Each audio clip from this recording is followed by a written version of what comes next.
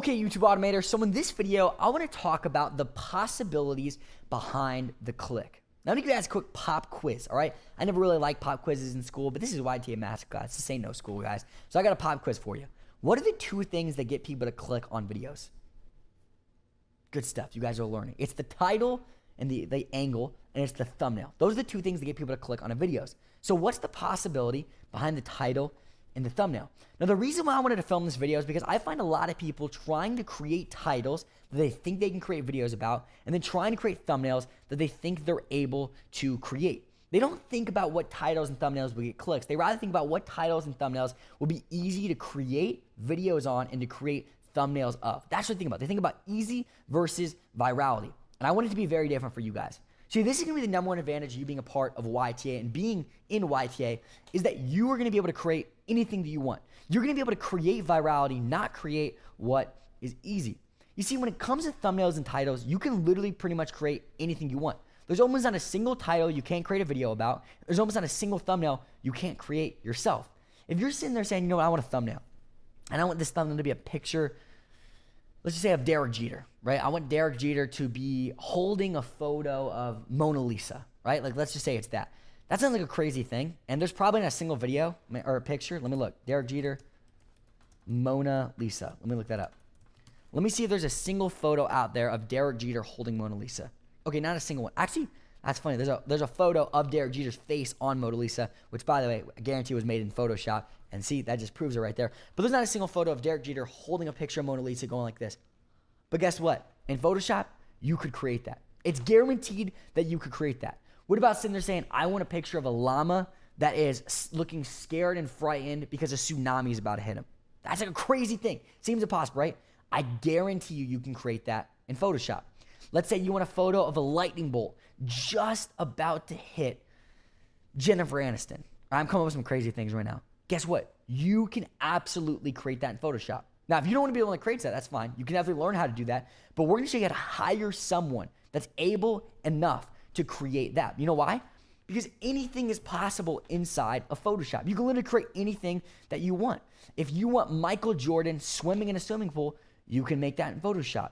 If you want Warren Buffett swimming in gold coins, you can make that in Photoshop. You can literally make any thumbnail on the face of the earth that you come up with an idea for. And a lot of people, they'll say, okay, I'm creating a video about, Derek Jeter and painting, like his most expensive paintings that he bought. And then someone will go, man, there's no photo out there of Derek Jeter holding a Mona Lisa. That's a bummer. And they go and look for something else. But if you want that, all you got to do is create that in Photoshop. See, what you need to do is say what thumbnail will get clicks, and then realize that thumbnail can be created. And we're going to get you a thumbnail designer that you just literally tell them what you want created, and they're going to create a real looking photo of that thing. That's the beauty of living in the day and age that we live in. You may be saying, well, Caleb, that's one thing for thumbnails, right? But it's different for titles. If I come up with a video, but it's not true, we can't create that, right? Well, in fact, I know a lot of people have automated YouTube channels, and this is how it works. They will come up with titles / angles for videos, and guess what? They're not even true titles. They'll say something like, 6 people that survived firestorms in Antarctica. Now, that's a really, really intense one, but let's just say that's it.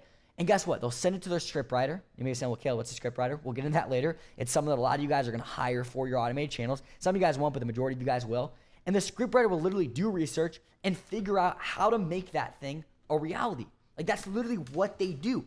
In fact, I have a friend named Cody, and Cody has a video called How Pawn Stars Ended. Pawn Stars is a TV show, and he talked about how it ended. And Pawn Stars didn't actually end, but he came up with the idea because he said that would probably get a lot of views because a lot of people are fans of Pawn Stars, and if they thought he was ending, they would all click on that video.